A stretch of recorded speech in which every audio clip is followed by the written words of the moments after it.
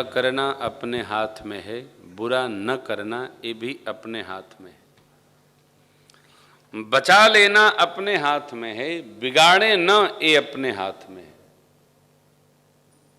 किसी को खिला देना अपने हाथ में है, किसी को न खिलाना ये भी अपने हाथ में है। दोनों में से कौन फल प्राप्त करना? खिलाने वाला। कोई खा रहा है, थाल छीनने से अच्छा है खाने दिया जाए। अर्थात मानव ही बोध प्राप्त प्राणी है। हमको आपको योग्य है कि भगवान ने जो भी दिया है उसको भगवान के निमित्त अर्पित किया जाए और प्रतीक्षा न किया जाए। प्रतीक्षा करने का समय नहीं है। हमको जानकारी नहीं है। जानकारी कितनी चाहिए आपको? ये नहीं पता है कि मनुष्य को क्या करना चाहिए। कौन ऐसा है? 3 ऋण है, देव ऋण, पितृ ऋण, ऋषि ऋण। इन तीनों ऋणों से मुक्त होना ये अधिक मास का महीना है। इसमें जो कुछ भी करेंगे उसका फल अधिक होगा। तो अच्छा करें ना, बुरा क्यों करना? पाप करेंगे उसका भी पहाड़ हो जाएगा, पुण्य करेंगे फल अधिक होगा। भगवान को अर्पित करेंगे। आप जहां भी रहते हो अपने ब्राह्मण देवता को अथवा कहीं गौशाले में गुड़ दान करिए, अन्न दान करिए। जरूर अन्न दान तो अवश्य करो आप। अधिक मास में 14 मई तक कुछ न कुछ अन्न दान कर जाइए, क्योंकि इस महीने में जो भी हम दान पुण्य करते हैं सब अक्षुण होता है। ये कर्म तो जानते हैं ना करना। अरे भाई 250 ग्राम कर सकते हो 250 ग्राम करो, 2.5 कुंटल कर सकते हो 2.5 कुंटल करो। कुछ न कुछ करो। अन्न, वस्त्र, जल, ये 3 इसमें दान अवश्य करना चाहिए। सोना चांदी हाथी घोड़ा जिसको जो करना है करे, लेकिन ये 3 क्यों? ये देने के बाद ये वहाँ अक्षुण प्राप्त होता है। आपने सुना होगा ना, महाभारत जी का प्रसंग है कि कर्ण महाराज अंग नरेश जब गए थे यहाँ से वहाँ, तो उनको केवल सोना ही सोना प्राप्त हुआ। चित्रगुप्त जी से पूछे कि महाराज हमको ये खाने का सोना, पीने का सोना, तो बोले अंगराज आपने जो दिया वहाँ यहाँ प्राप्त करिए। ये विधि है। इसलिए भगवान ने कितना भी अर्थ दिया हो, अर्थ का महत्व नहीं है। अपने दैनंदिनी जीवन में जो हम व्यवहार में लेते हैं वही सामग्री हमको दान पुण्य में लगाना चाहिए। ठीक है? इसलिए बुजुर्ग लोग छड़ी दान करें, जल दान करें, अन्न दान करें, वस्त्र दान करें, जिससे हम यहाँ से वहाँ चलें तो हमको प्राप्त हो। एक देश के राजा के साथ एक व्यवहार बताया गया था। जातक कथा है कि यहाँ जो रहेगा राज सत्ता से च्युत होने के बाद उसको वानप्रस्थ में वन भेज दिया जाएगा। कहाँ? सामने नदी पार। जितने राजा आते थे 10, 12, 15 साल रहते थे और अंतिम दिनों में वो बड़े दुखी हो जाते थे, क्यों? उनको पता है राज भोगने के बाद वन हो जाएगा। एक विवेकी राजा ने राज सत्ता संभाली तो उसने किया क्या कि यहां से राज सत्ता संचालन करते करते नदी के पार बहुत बढ़िया महल बनवा दिया। क्यों? कि जब यहां राज भोग लेंगे तो वहां भी जाके राज भोगेंगे। हाँ, किसी को पता नहीं चलने दिया, मंत्री जी संतरी जी किसी को नहीं। लोग सोचने लगे कि इनके पहले जितने राजा होते थे अंतिम वर्ष में वो दुखी होते थे, रोते थे, चिंतित दिखाई पड़ते थे। ये राजा अंतिम दिनों में गाजा बाजा के साथ बहुत आनंद रहते हैं। क्या कारण है? इनके आनंद का पारावारा नहीं है। जब पूर्णाहुति का समय आया तो राजा बड़े आनंद से बैंड बाजे के साथ नदी के किनारे गए, नौका सजाई गई, क्योंकि अब तो वनवास होना है।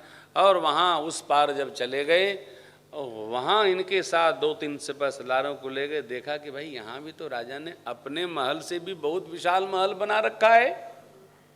बड़ा आनंद, जो सत्ता यहाँ वो सत्ता वहाँ। ये कथा क्या कहती है? हम जहाँ जीते हैं, हम जिस लोक में जीते हैं, इस लोक के बाद भी एक लोक है। उसका क्या नाम है? परलोक। तो परलोक के लिए सामान इस लोक से ही जाता है। भगवान ने क्या कहा? जो परलोक यहाँ सुख चाहो, जो परलोक यहाँ सुख चाहो, यहाँ सुख यहां की चिंता मत किया जाए, पहले वहां की चिंता किया जाए। यहां तो सब ठीक है ठाक है, यहां आप कुछ नहीं करेंगे तो भी जितना चल रहा है ठीक चलेगा, फिर चिंता किसकी करनी? परलोक की। जो परलोक फिर यहां सुख चाहू सुनि मम बचन हृदय दृढ़, भौतिक स्तर पर नहीं, मानसिक स्तर पर नहीं, अब आध्यात्मिक स्तर पर। भगवान कहते हैं जो शरीर मिला है साधन का घर है, साधन का गांव है। इस शरीर का फल विषय नहीं है। ये चौपाई पढ़िए, चौपाई पढ़िए, 43 के आगे की पहली पंक्ति पढ़िए। एहि तन कर फल विषय न भाई, एहि तन कर फल विषय न भाई, स्वर्ग स्वल्प अंत दुख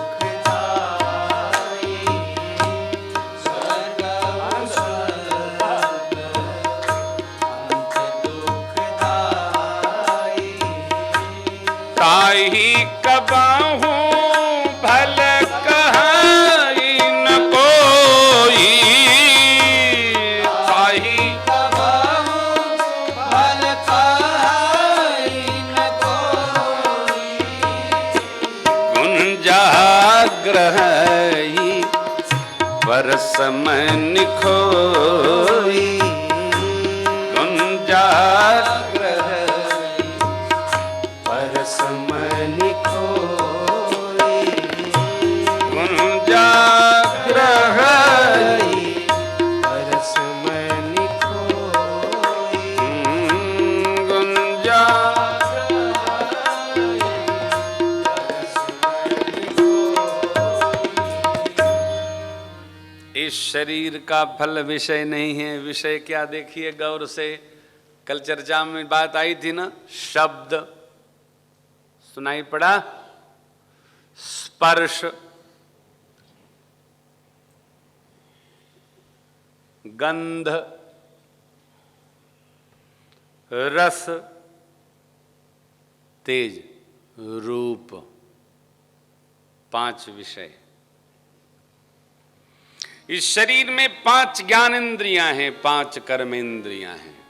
एक विशेष इंद्रिय है जिसका नाम है योग दर्शन, सांख्य दर्शन के अनुसार मन। किसी ने पता नहीं पाया कि मन का घर कहाँ है। वो रहता है कहीं, शरीर में ही रहता है, लेकिन स्थान का पता नहीं है। विज्ञान भी ढूंढ रहा है, वो मिलता नहीं है, रहता है यहीं पर। आप बैठे यहीं हैं, ये चला गया हरिद्वार, बैठे यहाँ चला गया रामेश्वरम, बैठे हैं चला गया गंगा सागर हनुमान मंदिर पर, ले लो। यहीं बैठे सब जगह घूम घाम के फिर कथा में आ जाता है। इसका नाम विशेष इंद्रिय है। तीनों और चार चतुष्टय में बुद्धि चित्त अहंकार इनके साथ आ जाता है मन। ये चारों ऐसे बैठे रहते हैं, ऐसे बैठे रहते हैं और यही पूरे शरीर को चलाते रहते हैं। आंख का संबंध है तेज अर्थात रूप से, नासिका का संबंध है गंध से, कान का संबंध है स्पर्श से, रसना का संबंध है, बोलिए, रस से। जीव तो रसना कहते हैं, गलत बताइएगा तो कथा बिगड़ जाएगी। हाँ, रसना का संबंध, रसना, रस जिसमें रस नहीं है उसका नाम है रसना। जीभ में कोई रस नहीं होता है लेकिन फिर भी रस लेती है। आप चाहे जो रस लगा दीजिए, राम रस लगा दीजिए तो इसमें रस लेने लगेगी, और जगत का रस विषय रस लगा दीजिए उसमें, भाई मंदिर आरती हो रही है, चलो चलो चरणामृत में प्रसाद लें, भगवान का प्रसाद लें। अरे छोड़ो, घर में पकौड़ी बन रही है, वहाँ चलते हैं। रसना का काम है, एक इंद्रिय का संबंध दूसरे से है। नासिका ने गंध प्राप्त किया और जैसे नाक में सुगंध जाती है तो जीभ बेचारी अपना काम करती है। वाह, हाँ बहुत बढ़िया, इसका संबंध इससे। कान से सुनाई पड़ा, जैसे कान से कीर्तन सुनाई पड़े, आंख क्या कहती है, चले देखें कौन कीर्तन कर रहा है, इसका संबंध इससे। स्पर्श हुआ ना, इसका संबंध सीधा मन से है। मन तुरंत वहां पहुंचना चाहता है, व्यवहार बनाता है। पांचों तन मात्राएं, पांचों विषय पांचों इंद्रियों के साथ लगे। आप चाहो तो इसको संसार की ओर लगा दो, चाहे तो जगदीश की ओर लगा दो। आप स्वतंत्र हैं, साधक भगवान की ओर लग जाता है। देखिए, जब भगवान में प्रेम दृढ़ हो जाएगा तो संसार एकदम शुष्क हो जाएगा। भगवान ने क्या कहा? मिथ्या दोष लगाए। भगवत प्रेम जग गया तो संसार का सारा प्रेम थोथा लगता है। कोई भी सिद्ध पुरुष, हमारे श्री अवध में एक सिद्ध पुरुष के इंटरव्यू लेने के लिए हमारे कुछ साथी लोग गए थे सनातन के लिए, तो उनको बहुत त्रास किया। बोले प्रेम भूषण को बुलाओ, हम हमारे मित्र हैं डॉक्टर साहब राघव जी। गए तो बोले तुम लोग मेरे टेप रिकॉर्ड हो, ये क्या पूछते हैं इनका जवाब दो। तो हमने कहा हमको तो कुछ आएगा नहीं सरकार, आप बैठे हैं सामने। तो हमारे भैया जी कुछ बोले, तो बोले आप 2 वाक्य बोलिए, तो आप कुछ कह दीजिए। बोले भजन करो। आप पत्रकार भाई बोले भजन करेंगे तो भोजन क्या होगा? बहुत बढ़िया बात बोले। सुन, भोजन मैं भजन कर रहा हूं, मेरा चला रहा है, तो तू करेगा तो तेरा भी चलाएगा, जा। ये विश्वास है, यही भक्ति है। इतना विश्वास होगा तब भक्ति बढ़ेगी। आप गौर करना, जितना हम जगत के लिए परेशान रहते हैं, 10% भगवान के लिए परेशान होंगे तो हमारा उद्धार हो जाएगा। जो वहां पहुंच गया है वो सबकी एक ही बात है, एक बात। कबीर बाबा कहते हैं, मोरा हीरा हेराई गयो कचरे में। मनुष्य का शरीर पाकर जो भगवान ने कहा, एहि तन कर फल विषय न भाई। विषय सुख लेने के लिए मनुष्य का शरीर नहीं मिला है।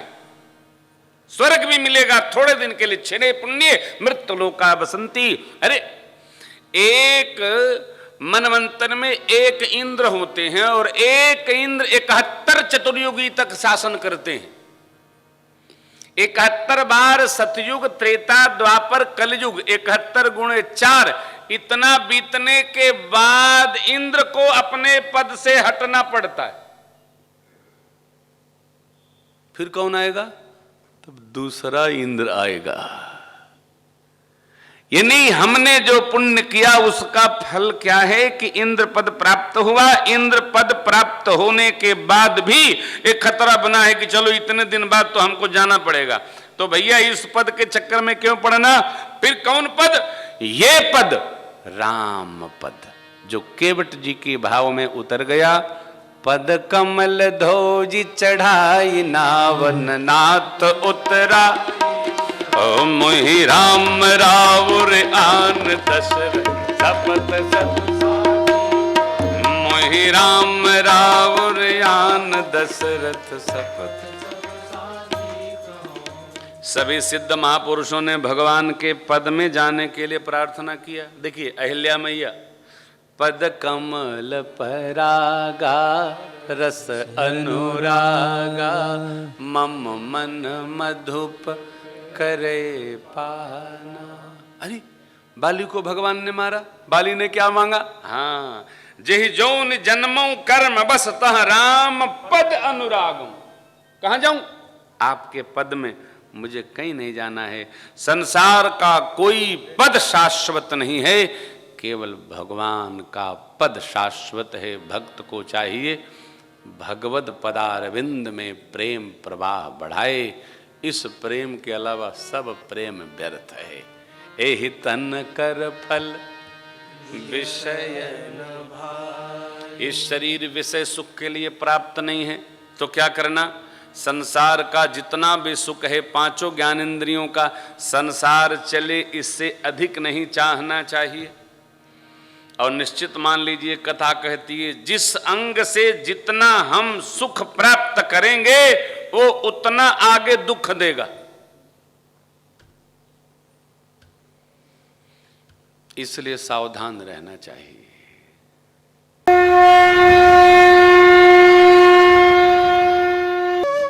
इसी प्रकार अन्य प्रसंगों को श्रवण करने के लिए महाराज श्री के एकमात्र अधिकृत ऑफिशियल यूट्यूब चैनल को सब्सक्राइब करके बेल आइकन को अवश्य दबा दें।